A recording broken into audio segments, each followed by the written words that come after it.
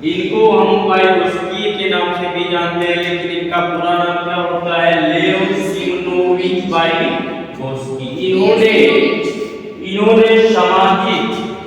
इन्होंने समाज के बारे में बच्चों पे अपना एक्सपेरिमेंट लिए थे कि बच्चे समाज के बारे में कैसे परिपक्व होते हैं, समाज से क्या सीखते हैं और समाज से सीख करके वो कैसे परिपक्व हो जाते हैं, उनकी स्मृति में कैसे वृद्धि आती है और समाज से सीखते हैं। तो देखिए, लेव वाइगोत्स्की का जन्म 1896 ईस्वी में हुआ था। कहाँ पे? किस स्थान पे? रूस में। या रूसियन वैज्ञानिक कहे जाते हैं। रूसियन वैज्ञानिक कौन? लेव वाइगोत्स्की। इनकी मृत्यु 1934 में हुई थी। यह अपने 38 वर्ष के जीवन काल में बच्चों पे शोध कार्य किया, ठीक, और देखा कि बच्चों में विकास कैसे समाज के द्वारा विकास होता है। वही जीन पियाजे ने कहा कि बच्चों में पहले विकास होता है, इसके बाद ही अधिगम का कार्य होता है। लेकिन इन्होंने कहा कि नहीं, बच्चों में पहले सामाजिक विकास होगा, इसके बाद अधिगम होगा। जी, ठीक। देखिए, अब इनका सिद्धांत क्या है? सामाजिक सांस्कृतिक दृष्टिकोण। यह इन्होंने सामाजिक सांस्कृतिक दृष्टिकोण इनका सिद्धांत है, और इसको शॉर्ट में भी दे देता है सामाजिक सांस्कृतिक सिद्धांत। कौन दिया? वाइगोत्स्की ने दिया। सामाजिक सांस्कृतिक का सिद्धांत वाइगोत्स्की ने दिया। यह अंतरक्रिया कराते हैं, बच्चों से अंतरक्रिया कराते हैं, किसमें? सामाजिक और सांस्कृतिक।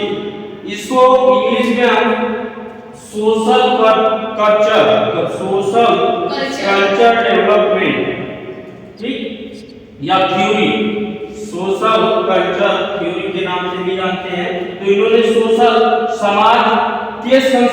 समाज और संस्कृति के बीच में बालक से अंतरक्रिया करवाए, ठीक, अंतरक्रिया करवाए। तो उसमें यह अंतरक्रिया करने वाला कौन है? बालक। तो समाज और संस्कृति से ही इनका आशय था कि समाज और संस्कृति के द्वारा ये बालक का विकास होता है, ठीक। वाइगोत्स्की का कहना यह है कि समाज और संस्कृति के द्वारा ही बालक का विकास हुआ है। लेकिन यहाँ कंफ्यूजन करने के लिए जीन पियाजे का भी दे देता है। तो जीन पियाजे का मानना यह है कि नहीं, पहले क्या होगा? अधिगम होगा, पहले विकास होगा, बालक का विकास होगा, इसके बाद अधिगम होगा। ये कहा जीन पियाजे कि पहले बालक का विकास होगा, इसके बाद अधिगम होगा। अब देखिए, विकास जब यहाँ विकास निष्कर्ष निकला कि यही सामाजिक और संस्कृति के बीच में बालक अंतरक्रिया किया, तब उसका विकास हुआ। तो विकास किससे हुआ है? विकास देखिए, समाज का विकास हुआ, अंतरक्रिया जिसमें भी किया, दोनों का। संस्कृति का विकास हुआ, समाज में कैसे रहा जाता है, क्या कैसे किसके साथ, और संस्कृति उसके बिहेव, व्यवहार, कल्चर, ठीक है, कल्चर पे भी विकास किया। और जब कल्चर पे विकास हुआ तो भाषा में एक्चुअली विकास हो जाएगा, ऑलरेडी विकास हो जाएगा, ठीक है। तो इन्होंने विकास क्या निकला? समाज का विकास, संस्कृति का विकास और भाषा का विकास। बालक में सामाजिक और सांस्कृतिक अंतरक्रिया करने पे विकास यही निकला है कि समाज का विकास हुआ, संस्कृति का विकास हुआ और भाषा का। और देखिए, विकास के 4 चरण उन्होंने बताया, ठीक है। विकास के 4 चरण बताया। पहला क्या करेगा? बच्चा ध्यान को केंद्रित करेगा, ठीक। फिर इसके बाद उसके प्रति संवेदनशील होगा, जिसपे ध्यान लगा रहा है उसके प्रति संवेदनशील होगा। फिर तब संवेदनशील होने के बाद उसको धारण करेगा। जैसे मान लो हम किसी टॉपिक पे अपना ध्यान लगाए, ठीक, तो जब हम ध्यान लगाए तो उस टॉपिक के प्रति हम संवेदनशील होंगे, ठीक। जब अगर ध्यान उस टॉपिक पे नहीं देंगे तब क्या नहीं, स्मृति उसका नहीं होगा, स्मृति बुद्धि से, विकास से, ठीक। ध्यान, संवेदना, धारणा और स्मृति, ठीक। इन्होंने विकास के 4 चरण बताए हैं। पहला ध्यान को बताए, फिर संवेदना को बताए, फिर धारणा को बताए, ठीक, क्लियर है बात? अब देखिए ये कहते हैं कि बालक समाज से प्रभावित होकर ही कार्य प्रारंभ करता है। जो भी बच्चा कार्य करता है वो समाज से प्रभावित होकर कार्य करेगा, ठीक है। लेकिन वही चीज पियाजे ने कहा कि नहीं, बच्चा विकास के दौरान जब उसकी विकास हो जाती है तब वह जो भी कार्य करता है अधिगम से प्रभावित होकर कार्य करता है। अब इनके महत्वपूर्ण सिद्धांत, इनके दो महत्वपूर्ण सिद्धांत निकले हैं। कौन? जेडपी और स्टेक होल्डिंग, ठीक है। जेडपी को हम जोन ऑफ प्रॉक्सिमल डेवलपमेंट, समीपस्थ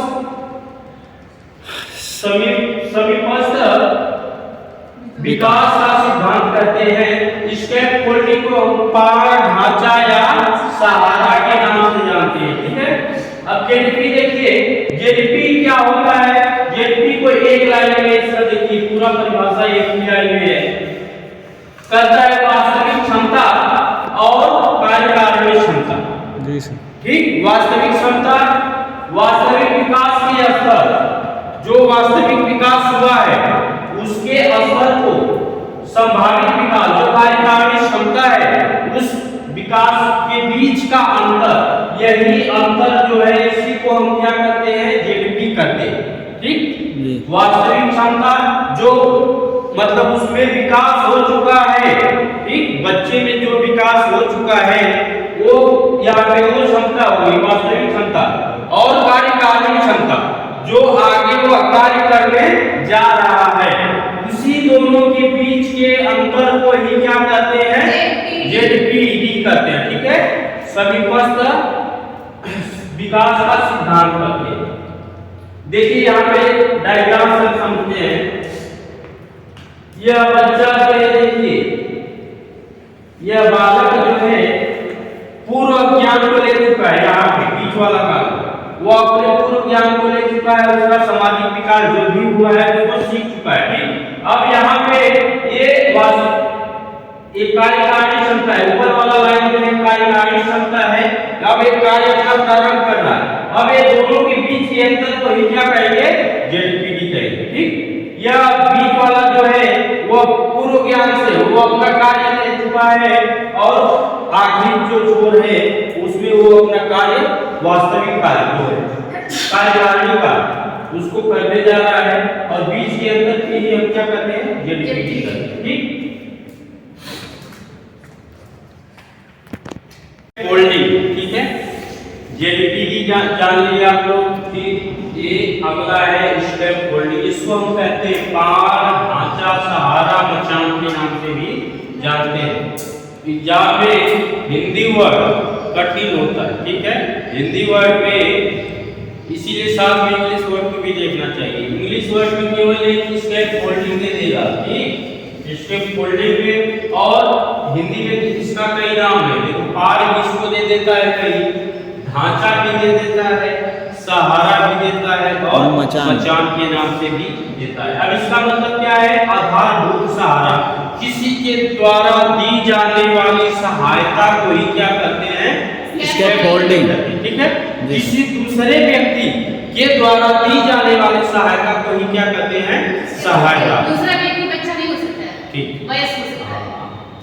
व्यक्ति हो गया, वयस्क ही तो बोलते हैं। बच्चे को, बालक को किसी दूसरे व्यक्ति के द्वारा दी जाने वाली सहायता को ही क्या कहते हैं?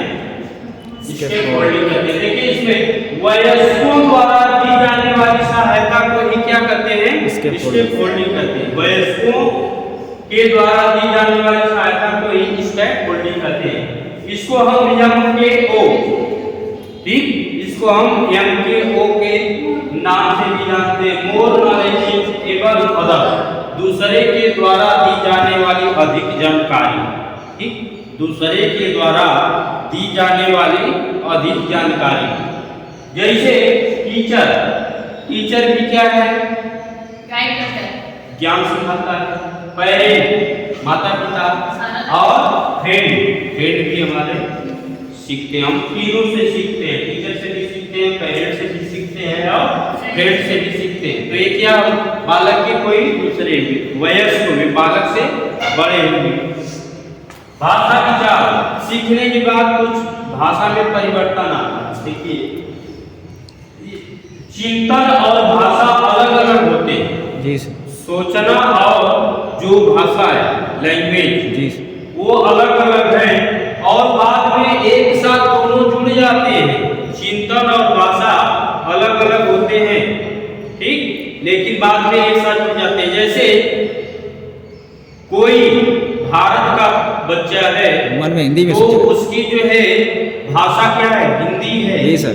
और कोई जर्मन का है या इंग्लैंड का है तो उसकी भाषा क्या है, इंग्लिश है ना। जी सर। तो दोनों का चिंतन भी अलग होगा, सोचने की प्रवृत्ति भी अलग अलग दोनों की होगी और भाषा भी अलग अलग होगा, लेकिन बाद में आकर के ये दोनों एक साथ क्या हो जाती है, जुड़ जाती है।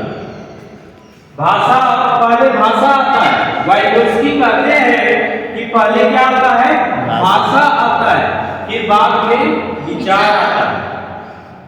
संज्ञानात्मक विकास को सुगम बनाने का कार्य भाषा का होता है, ठीक। वाइगोत्स्की के अनुसार, वाइगोत्स्की कहते हैं कि संज्ञानात्मक विकास को सुगम बनाने का कार्य